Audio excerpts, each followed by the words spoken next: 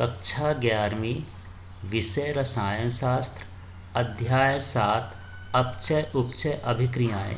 इसमें हम 4 अंकों के प्रश्नों की बात करते हैं। तो चलिए इसका पहला प्रश्न देखते हैं। नर्नस्ट समीकरण क्या है? ई और ई नॉट में संबंध स्थापित कीजिए। तो यहाँ पर जो ई है वो इलेक्ट्रोड विभव है और ई नॉट जो है वो मानक इलेक्ट्रोड विभव है। तो किसी इलेक्ट्रोड का विभव विलयन की सांद्रता 1 मोलर तथा ताप 298 केल्विन से किस प्रकार प्रभावित होता है तथा साधारण परिस्थितियों में ज्ञात किए गए इलेक्ट्रोड विभव और मानक इलेक्ट्रोड विभव के बीच संबंध को स्थापित करने के लिए नर्नस्ट ने एक समीकरण दिया जिसे नर्नस्ट समीकरण कहते हैं। तो यहाँ पर आपको देख लेना है कि ये संबंध के साथ साथ ये भी बताता है कि ये जो है इलेक्ट्रोड विभव किस प्रकार प्रभावित होता है। तो एक जो ये संबंध है इलेक्ट्रोड और इसमें मानक इलेक्ट्रोड के बीच का, सेलों के बीच का, ये इस तरह से होता है। तो इसको आपको याद करना पड़ेगा। तो E बराबर E not minus RT upon NF और ये नेचुरल लॉग जो है MS और ये MN प्लस एक्वस है। तो इस तरह से हम ये दोनों को लिख लेते हैं।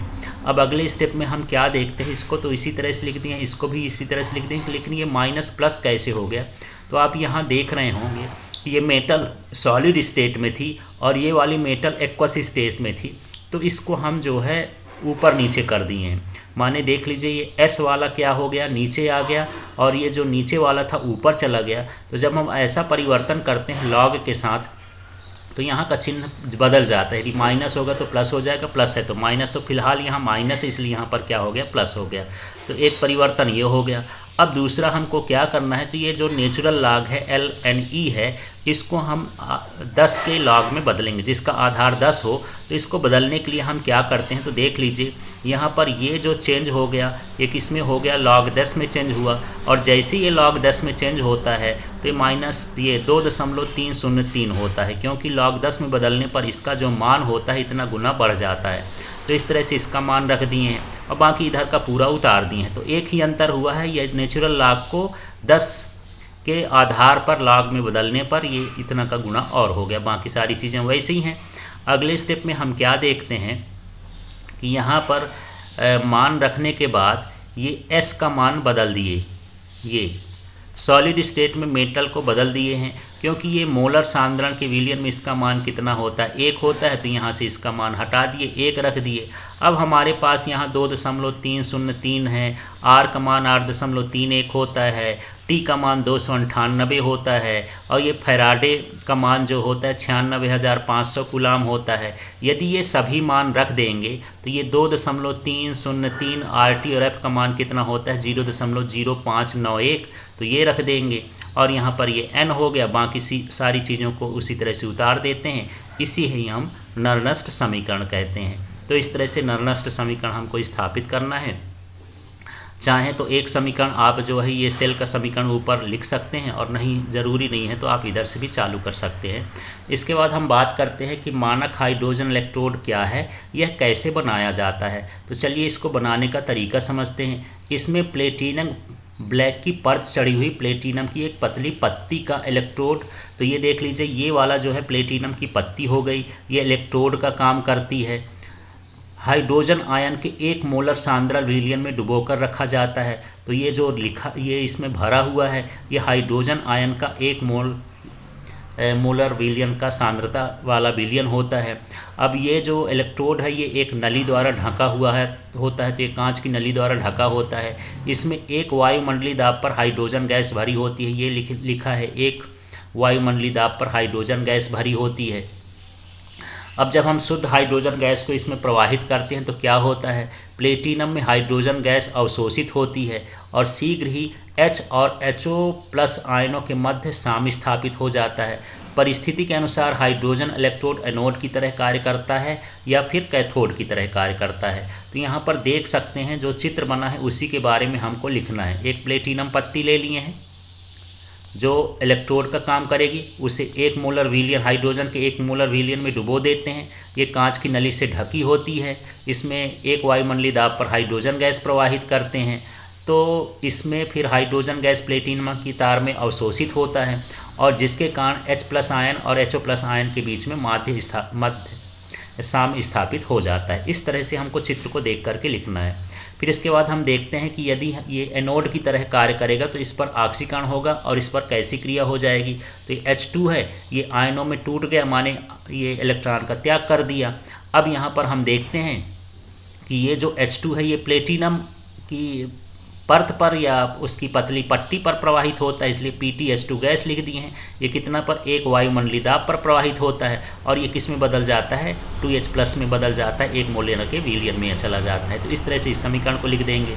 अब यदि ये कैथोड की तरह कार्य करेगा तो जब कैथोड की तरह कार्य करेगा तो इसी अभिक्रिया को हम उल्टा लिख देंगे। ये देख लीजिए यहाँ पर ये जो है H+ है, ये 2 इलेक्ट्रॉन को ग्रहण करेगा, H2 बन जाएगा और इस अभिक्रिया को हम इधर कर दिए, इसको इधर कर दिए। इस तरह से कैथोड पर बन गया है। तो ज़्यादा तैयारी नहीं करना है, इसी का उल्टा उल्टा करने देंगे तो ये कैथोड पर हो जाएगा। और यहाँ पर हमको ध्यान देना है कि मानक स्थिति में मानक हाइड्रोजन इलेक्ट्रोड का विभव कितना होता है, 0 होता है।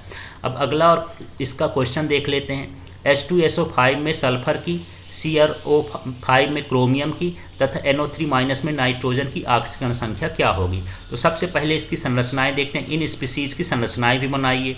तो यहाँ पर हम देख लेते हैं H2SO5 में, तो H2SO5 हम कैसे बनाते हैं, ये इसकी संरचना है। तो ये सल्फर हो गया, इसमें ये ऑक्सीजन है, इसमें ये ऑक्सीजन है, ये ऑक्सीजन है, ये ऑक्सीजन है, ये ऑक्सीजन है और 2 हाइड्रोजन है। तो सबकी ऑक्सीकरण संख्या यहाँ पर लिखी हुई है। जो ये स्वतंत्र ऑक्सीजन है ये वाले, इसकी ऑक्सीकरण संख्या -2 है और जो ये इससे जुड़े हुए हैं इनके साथ जो ऑक्सीकरण अवस्था है वो -1 है, -2 है। तो सभी इन ऑक्सीकरण संख्याओं को यदि हम जोड़ देंगे तो यहाँ पर हम देखते हैं ये प्लस वाले कितने, 1 और 2 हाइड्रोजन के साथ, तो 2 + 1 हो गया। ऑक्सीजन वाले कितने हैं तो देख लेते हैं, ये -2 -2 3 है तो 3 -2 हो गया। अब हमको सल्फर का ज्ञात करना है तो उसकी जगह X लिख दिए हैं। फिर ऑक्सीजन के -1 वाले कितने हैं, 2 हैं तो ये 2 लिख दिए हैं।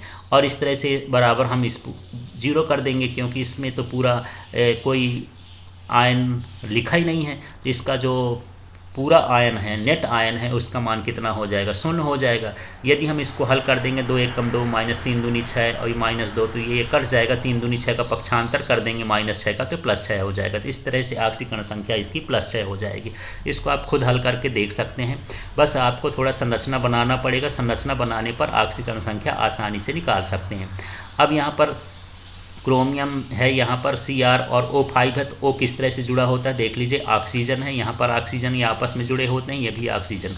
तो यहाँ पर ये स्वतंत्र ऑक्सीजन है, किसी से नहीं जुड़ा तो -2 ऑक्सीकरण संख्या, और यहाँ पर 1 1 से जुड़े हैं तो -1 -1 -1 इस तरह से ऑक्सीकरण संख्या होती है। तो क्रोमियम के लिए हम क्या लिख दिए, X, और -1 कितनी बार है, 1 2 3 4, तो 4 -1 हो गए। और ये जो -2 कितनी बार है, 1 बार है। अब इसको हम हल करेंगे तो ये -2 हो जाएगा, -4 हो जाएगा, पक्षांतर कर देंगे तो ये -6 का +6 हो जाएगा। इस तरह से इसकी ऑक्सीकरण संख्या निकालना है। अगला यहाँ पर देख लेते हैं नाइट्रोजन के लिए। तो नाइट्रोजन की भी इसी तरह से संरचना बना लेते हैं। तो नाइट्रोजन में ये 3 ऑक्सीजन जुड़े हैं, तो ये स्वतंत्र ऑक्सीजन है। तो सीधे नाइट्रोजन के लिए हमने क्या लिख दिया, X, और यहाँ पर -2 ये कितनी बार है, 3 बार, तो ये -6 हो गया। और यहाँ पर जो इसमें था ये -1 भी लिखा है, तो यहाँ -1 हो गया, पक्षांतर करेंगे तो X = +5 हो गया। तो NO3- की ऑक्सीकरण संख्या, इसलिए यहाँ पर -1 लिखे हुए हैं। तो इस चीज़ को ध्यान रखना है आपको।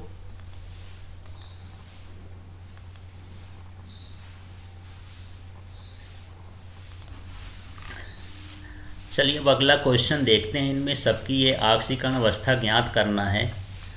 तो चलिए यहाँ पर देखते हैं पहला वाला क्या है। क्वेश्चन यहाँ भी है, K2Cr2O7 में क्रोमियम की हमको ऑक्सीकरण अवस्था ज्ञात करना है। तो सीधा सीधा है, ये K2 है तो ये 2 लिख दिए, और पोटेशियम में +1 होता है तो +1 लिख दिए इसकी ऑक्सीकरण अवस्था।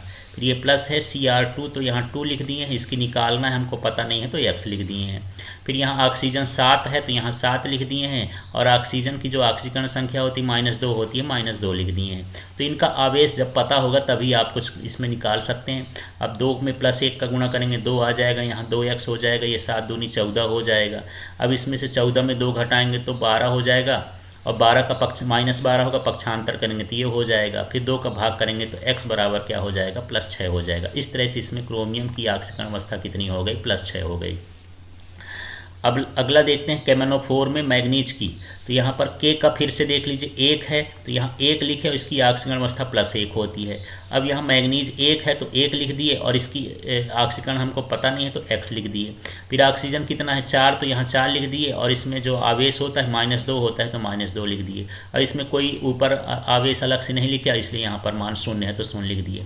अब यहाँ पर 1 का गुणा 1 से करेंगे तो 1 हो जाएगा, 1 का गुणा x से करेंगे तो x हो जाएगा, इसका गुणा करेंगे तो -8 हो जाएगा। 8 में 1 को घटा दोगे तो -7, पक्षांतर कर देंगे तो +7 हो जाएगा। इस तरह से मैग्नीज की ऑक्सीकरण संख्या +7 हो जाएगी। आसान है निकालना, बस एक बार आप कापी में लगा के देखेंगे तो सरल लगेगा ये आपको। अगले स्टेप में ये सोडियम है, तो सोडियम कितने लिखे हैं यहाँ पर 2, इसलिए यहाँ पर 2 लिख दिए हैं। इसकी ऑक्सीकरण संख्या +1 होती है, +1 लिख दिए, प्लस हो गया। अब ये सल्फर कितने जुड़े हैं 4, तो यहाँ पर 4x हो गया और ये O6 है तो यहाँ पर 6 हो गया, -2 हो गया। तो इस तरह से यहाँ पर करेंगे तो ये 2 हो जाएगा। अब यहाँ पर ये 4x हो जाएगा और ये -12 हो गया। अब यहाँ पर यदि हम भाग करेंगे तो 4x बराबर कितना हो जाएगा, ये 10 हो गया। अब यहाँ पर जब निकालेंगे तो ये हो जाएगा। चलिए इसको दोबारा से देखते हैं। ये Na2SO4O6 है, इसमें देखना है सोडियम कितना है 2, तो 2 लिख दिए। इसका ऑक्सीकरण संख्या +1 होता है तो +1 लिख दिए हैं। अब यहाँ पर देखिए जो सल्फ़र है, तो सल्फ़र जो होता है बीच में आपस में सल्फ़र से जुड़ा होता है, 4 सल्फ़र होते हैं। बाकी सल्फ़र किससे जुड़े होते हैं, सोडियम और ऑक्सीजन से जुड़े होते हैं। तो इनकी जो ऑक्सीकरण संख्या होगी सल्फ़र के बीच की, ये 0 हो जाएगी। तो यहाँ पर 4 सल्फ़र न लिख करके मैंने क्या लिखा है, 2x लिखा है, तो 2 हो जाएगा। O की ये 6 हो गया, ऑक्सीजन की -2 है तो -2। तो आपको यहाँ ध्यान देना है कि 4 क्यों नहीं लिखा गया, क्योंकि सल्फ़र और सल्फ़र के बीच जो ऑक्सीकरण संख्या होगी 2 सल्फ़रों के बीच की, वहाँ की 0 हो जाएगी। अब यहाँ पर ये देख लीजिए, ये +2 का 2 हो गया, 2x हो गया, ये -12 हो गया। इसमें घटेगा तो ये 10 हो जाएगा। तो इस तरह से पक्षांतर करने पर कितना आ जाएगा, 5 आ जाएगा। इस तरह से हम इसको हल करेंगे। अगला हम देख लेते हैं जो यहाँ पर है H3PO4 में, तो हाइड्रोजन की +1 होती है, 3 है तो 3+ हो गया। P की हमको पता नहीं, 1 है तो 1x लिख दिए, और O4 है तो ये 4 और ऑक्सीजन की -2 होती है, इसका कुल आवेश 0 है तो 0 लिख दिए। यहाँ पर 3 हो जाएगा, यहाँ पर x हो जाएगा और 4 दूनी 8 हो गया। 8 में 3 घटाएंगे 5, पक्षांतर करेंगे तो +5 हो जाएगा। अब हम अगला देखते हैं, ये K2MnO4 की भी देख लेते हैं कैसे कैसे निकालना है इसमें। तो ये ऑक्सीजन कितना हो गया, +1 होता है, इसमें 2 हैं तो 2 लिख दिए। मैग्नीज का x है तो x लिख दिए, ऑक्सीजन का -2 है, 4 जुड़े हैं तो 4 हो गया। इस तरह से यहाँ पर 1 में 2 का गुणा करेंगे तो 2 आ जाएगा। फिर यहाँ पर x है तो x लिख दिए और 2 चौको 8, ये -8 हो गया। अब यहाँ पर हम यदि इसमें 8 में से 2 घटाएंगे तो 6 आ जाएगा। तो इस तरह से यहाँ पर ऑक्सीकरण संख्या +6 हो जाएगी। अब MnO2 में देखते हैं, तो मैग्नीज का क्या x ले लिए और यहाँ पर 2 है और ऑक्सीजन में -2 होता है, तो -2 × 2 लिखेंगे, -4 है, पक्षांतर कर देंगे तो +4 आ जाएगा। इस तरह से ऑक्सीकरण अवस्था निकल जाती है। तो यहाँ से ये चैप्टर समाप्त होता है। बाकी सब्जेक्ट के आपको फिजिक्स का, केमिस्ट्री का, बायो का, इंग्लिश का कंटेंट देखना हो तो चैनल को सब्सक्राइब करके प्लेलिस्ट में सारी चीज़ें देख सकते हैं। Thank you.